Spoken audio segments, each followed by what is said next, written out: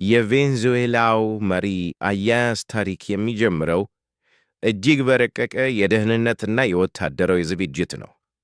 ከወታደራዊ እይታ አንጻር ሲታይ አሜሪካ ይህንን ዘመቻ ለማሳካት ለወራት ያህል በዝምታ ስትዘጋጅ ቆይታለች። ታሪኩ የሚጀምረው ጥር 3 ቀን 2026 ማለዳ ላይ ነው።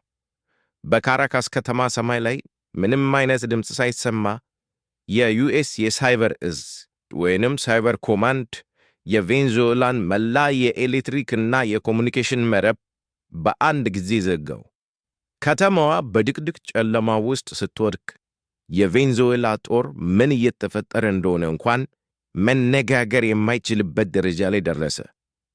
በዚሁ ቅስፈት ከባህር ላይ የተነሱ ኢኤ-18ጂ ግሮውለር የተባሉ የኤሌክትሮኒክስ ጦርነት አውሮፕላኖች የቬንዙዌላን ራዳሮች በሙሉ ስላፈኗቸው የቬንዙዌላ አየር ኃይል ሰማዩን ማየት ተሳነው።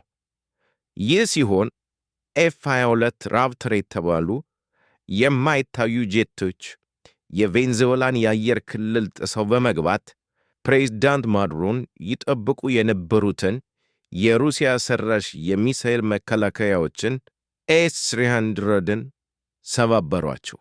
ዋናውና አስገራሚው ክስተት የተከናወነው ግን በየብስ ነው። ዋላንድረስቲኪስቲዝ ስፔሻል ኦፕሬሽን አቪዬሽን ሬጅመንት ወይንም ናይት ስቶከርስ የተባሉ አብራሪዎች በራዳር እንዳይታዩ ከመሬት ጋር ተጣብቀው ዝቅ ብለው በመብረር የዴልታ ፎርስ ኮማንዶዎችን ወደ ፎርት ቲዩና የጦር ሰፈር አደረሱ። ኮማንዶዎቹ በሄሊኮፕተር ወርደው የማድሮን መኖሪያ ቤት በደቂቃዎች ውስጥ ከበቡት።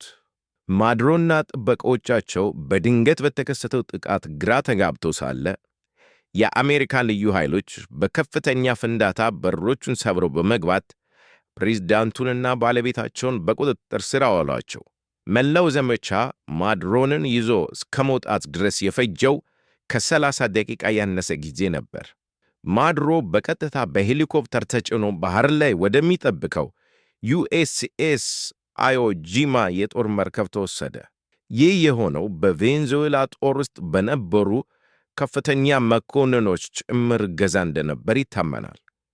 ምክንያቱም ብዙዎቹ የቬንዙዌላ ጄኔራሎች አሜሪካ በገባችበት ወቅት ምንም አይነት የመከላከል እርምጃ አልወሰዱም ነበር። አሁን ላይ አሜሪካ ካራካስንና ቁልፍ የነዳጅ ማውጫ ቦታዎችን ሙሉ በሙሉ ተቆጣጥራለች። ማዱሮ ደግሞ በኒውዮርክ ፍርድ ቤት እንዲቀርብ ወደ አሜሪካ ተወስዷል። ይህ ዘመቻ በቬንዙዌላ ጎረቤት አገሮች ላይ የፈጠረውን ወታደራዊ ስጋትና የቀጣዩን ለውጥ ዝርዝር ማወቅ ከፈለጋችሁ ይህንን ቻናል ሰብስክራይብ ማድረግና መከታተል እንዳይረሱ።